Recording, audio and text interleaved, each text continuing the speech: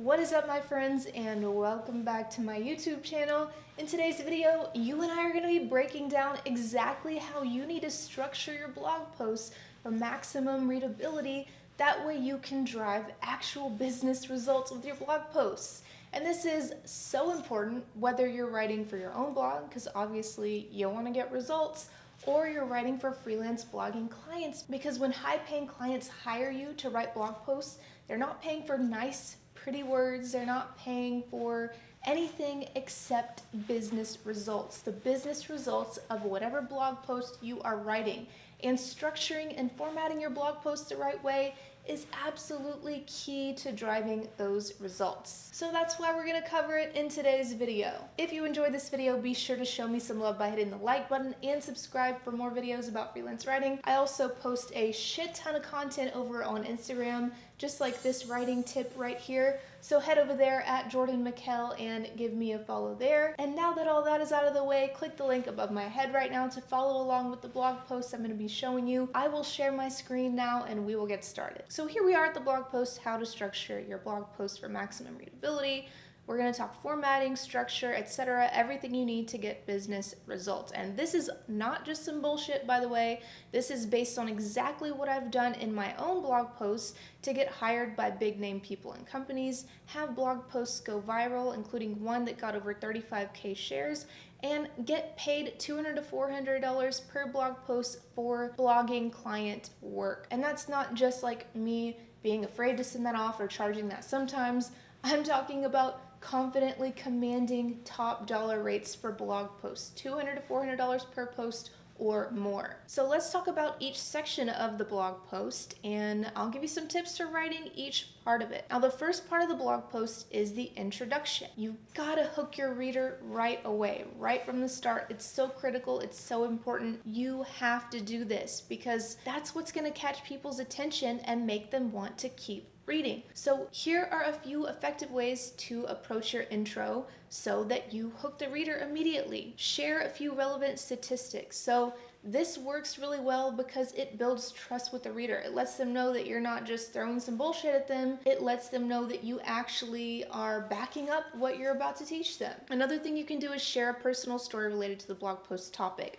Some clients, if you're writing for clients, may not like that, but some of them actually don't mind it. And especially if you're writing for your own blog and trying to establish a personal brand, definitely the story route is an awesome way to go. And another thing you can do is use the problem, agitate, and solution copywriting formula, which I've explained right here. I'm not going to read this entire blog post to you, but basically what you need to know is you're going to present your reader's problem in a relatable way and then position your post as the solution in the introduction of your blog post. So basically, you're saying, hey, keep on reading because this blog post you're about to read is going to solve your problems. And to make your blog post intro super effective, you can combine some of these methods. So share a personal story and weave some relevant statistics in there to build trust too. That is a really good way to start out your blog post and hook the reader. And by the way, I do have a course that over 200 students are currently enrolled in with my exact blog post writing process, exactly what clients are expecting when you charge them $200, $300, $400, $500 per blog post.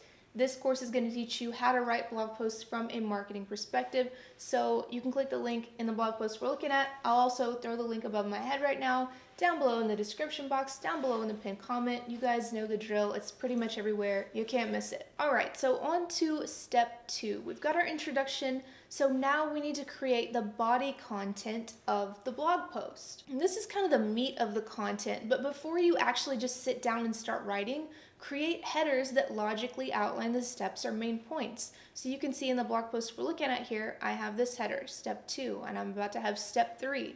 So you want to create that logical outline. The introduction, the body content, and the conclusion are my headers in this blog post that we're looking at. Those are the 3 main pieces. So that's how I structured the body content of the post.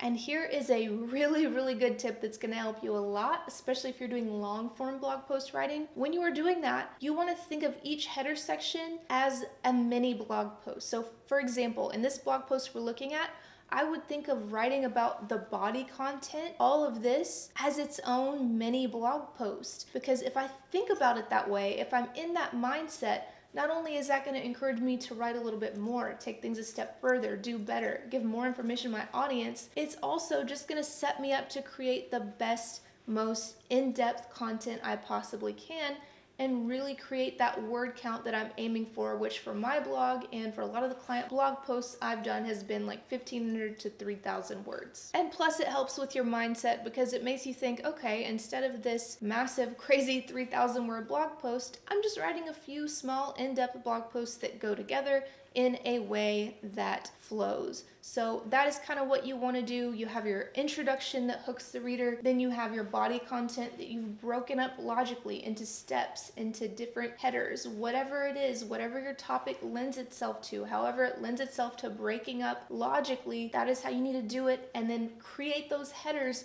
before you just start writing. And you can see some more tips for writing your main content here. This one is super, super important. You need to break up your text with white space, bulleted lists, images, subheaders, etc. If your blog post is difficult to read, people will not read it. Breaking up your text improves readability.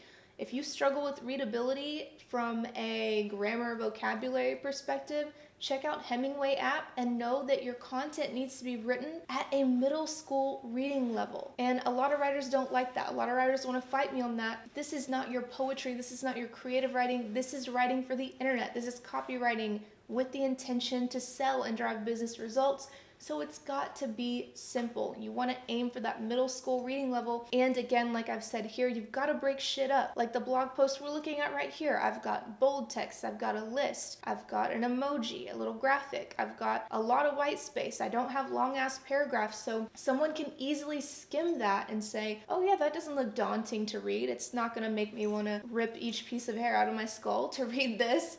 So I'm going to go ahead and read it. And that's good for me. And that's good for your clients too. You want to keep people reading. So very, very important to focus on readability and how you can make your blog posts more easily digestible. Now on to step 3 of your blog post, which is the conclusion. So what you need to know is that people who read your blog posts all the way to the end are often going to be more interested in engaging with your brand or your client's brand if you're writing for clients. So that means they're going to be more likely to sign up for your email list, buy your products, attend a webinar, etc. And again, that can apply to your clients. If you're writing for clients, just think about it that way. But you've got to make the most of that. And you want to use your conclusion to really drive home whatever call to action you are including in your blog post. Are you trying to get email subscribers for your client? Are you trying to sell your book? Whatever call to action you need to put there, put it in your conclusion for sure. And yeah, sometimes you want to sprinkle it throughout the rest of your post too, but definitely in the conclusion, because again, people who read all the way to the end are going to be way more likely to be interested and engage with your brand and buy from you. And for extra effectiveness, you can even create a graphic that advertises your lead magnet. So if you are building your email list, you might create a little graphic like this. You can do this using Canva, that's canva.com. I'm pretty sure it is a still free graphic design tool. So create something like this people can easily click on. And hey, maybe you can work that into your client work too. Just make sure that if you're doing this kind of shit for clients, you are charging accordingly. Now this blog post we're looking at right now actually includes an infographic and a lot more detail.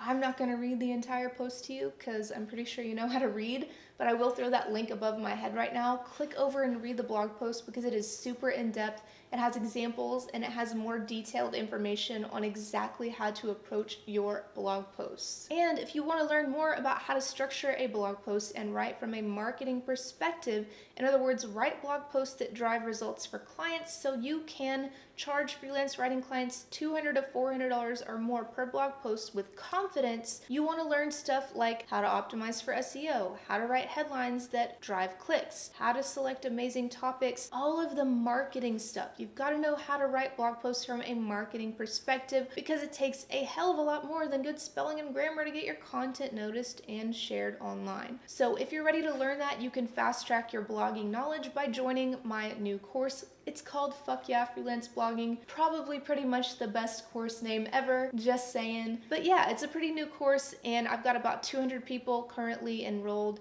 This is for you if you're a freelance blogger who wants to confidently command $200 to $400 rates per blog post instead of freaking the fuck out at just the thought of charging $50 to $100 per blog post. So I will throw the link above my head right now, down in the description box and in the pinned comment, pretty much all the places as usual, so you can't miss the link. So definitely click over to that and check it out and enroll if you want to learn what it takes to write blog posts that you can command top dollar rates for. That is all for now, my friends. I really hope that you enjoyed this video. If you did, be sure to show me some love by hitting that like button. Subscribe for more videos about writing and freelancing and getting clients. Follow me on Instagram at Jordan Makelle for more writing tips. And as always, thank you so much for watching. I will see you in the next video.